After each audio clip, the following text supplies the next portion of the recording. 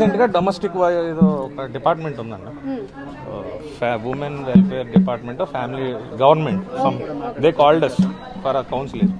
ఆ కౌన్సిలింగ్లో నన్ను అడగడం జరిగింది, మీకేనా ఆమె మీద పగ ఉందా, కలుస్తారా? నేను కలుస్తానని చెప్పి అదే క్వశ్చన్ ఆవిడని అడగడం జరిగింది. నాకు 3 కోట్లు ఇస్తే నేను ఆయన వదిలేస్తాను, ఆయన నచ్చిన సినిమాలు చేసుకోమని, లేకపోతే ఒక్క సినిమా కూడా చేయనివ్వను, నేను మీడియాకి వెళ్తాను, అతను పరువు తీస్తాను అని డైరెక్ట్గా పోలీస్ స్టేషన్లో ఆ ఉమెన్ వెల్ఫేర్ డిపార్ట్మెంట్ లో ఆవిడ మాట్లాడినట్టు మీరు వెళ్ళి వాళ్ళని enquiry. This is already plan thing. ఏంటండి ఏం evidence? What evidence? Women welfare వాళ్ళతో కలిసి కాదండి, వాళ్ళు కలపడానికి పిలిచారు. వాళ్ళ ముందు ఆ మాట ఎప్పుడైతే అన్నారో మిమ్మల్ని కలపలేమండి, మీరు కోర్టులో చూసుకోండి వాళ్ళు పంపించేసారు.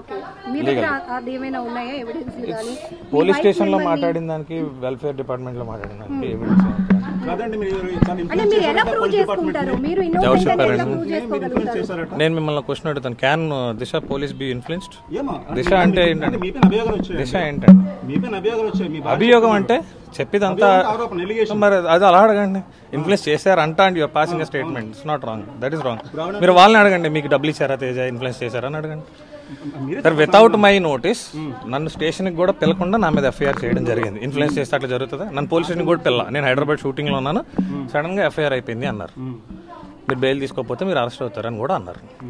నేను నా ఇన్ఫ్లుయెన్స్ ఉంటే నాకు తెలియకుండా నా మీద డైరెక్ట్గా అరెస్ట్ అని నాకు పిలిచి చేశారా అని కూడా అడగకుండా ఎఫ్ఐఆర్ ఫైల్ అయింది. అడిగితే దిశ రూల్ అండి అన్నారు. ఐ డోంట్ నో దిశ మరి రూల్. మీ ఇద్దరి మధ్య ఎందుకు గ్యాప్ వస్తుంది? ఎందుకంటే మీరు already love come arranged marriage అని నక్షత్ర జనరల్ వైఫ్ అండ్ హస్బెండ్స్ ఉండేదండి అనుమానం. కారణం ఉంటుంది స్థాయిలో. ఇప్పుడు ఒక భర్తను ఎవరు వీధికి చేర్చడానికి ఎవరు డిసైడ్ అవ్వరు. సో దట్ మీరు ఎందుకు అనుకుంటున్నారు? మీ ఆస్పెక్ట్ లోనే చెప్పండి. 4 years బ్యాక్ విడిపోయామండి.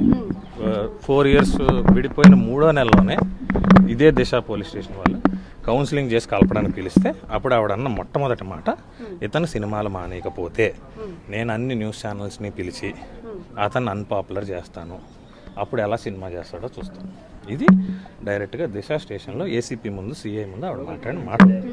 ఆ తర్వాత ఉమెన్ ఈ 4 years నుంచి ఆవిడ మాట్లాడుతున్న మాటలు ఇవే ఇప్పుడు చేసింది. అంటే మీరు మ్యారేజ్ కు ముందు నుంచి కూడా మీరు సినీ ఫీల్డ్ లో ఉన్నారని ఆమెకు తెలుసని, ఆమె కూడా ఒక ఆడిషన్ లో వచ్చినప్పుడే. ఆమె ఆడిషన్ కాదండి, ఆమె నేను పరిచయం అవ్వకముందు. మీరు నన్ను అడుగుతున్నారు, నేను మాట్లాడాను. రిప్లై తీసుకుంటున్నాం. ఏం అడిగానండి? నాకు సారీ, సినిమా గురించి అడిగారు. నేను నాకు మ్యారేజ్ అయ్యాక ఫస్ట్ మూవీ చేశానండి. రాణి గారి బంగ్లా అని ఫస్ట్ మూవీ, రష్మి హీరోయిన్. ఆ సినిమా చేశాను నేను. ఆవిడ నాకు కనీసం పరిచయం అవ్వకముందు ఆవిడ 2 సినిమాలు చేశాను. రామానాయుడు గారి బ్యానర్లో నవదీప్ హీరోగా ముగ్గురు అనే సినిమాలో ఆవిడ యాక్ట్ చేసింది already. She an actress. And నేను యాక్ట్రెస్ అవ్వడం కూడా రీజన్ ఆవిడ. నేను గవర్నమెంట్ జాబ్స్ రాసుకుంటున్నాను. She loved me. నాకు జాబ్ లేదు, మా ఇంట్లో పెళ్లి చేయనన్నారు. దే ఫోర్స్డ్ వచ్చారు. నేను ఏదో చిన్న చిత్క బిజినెస్ చేసుకుంటా ఉండేవాడిని, కష్టపడి రాసుకున్నాను, గవర్నమెంట్ జాబ్ కొట్టాను నేవీలో. ఈమె ఫ్యాంటసీస్ వరకు ఈమె నన్ను సినిమాలు, టిక్ టాక్స్ చెయ్యు. ఆమె ప్రొఫైల్స్ చూడండి మీరే, రోజుకు 4 డ్యాన్స్ వీడియోలు చేస్తుంది.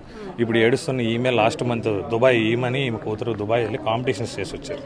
ఆమె కూతురు అంటున్నారు, మీ కూతురు కాదా? మరి మీరు మరిన్ని వీడియోస్ కోసం ఛానల్ ని సబ్స్క్రైబ్ చేయండి, లేటెస్ట్ అప్డేట్స్ కోసం వాట్సాప్ ఛానల్ ని ఫాలో చేయండి, అండ్ లింక్ డిస్క్రిప్షన్ లో ఉంది.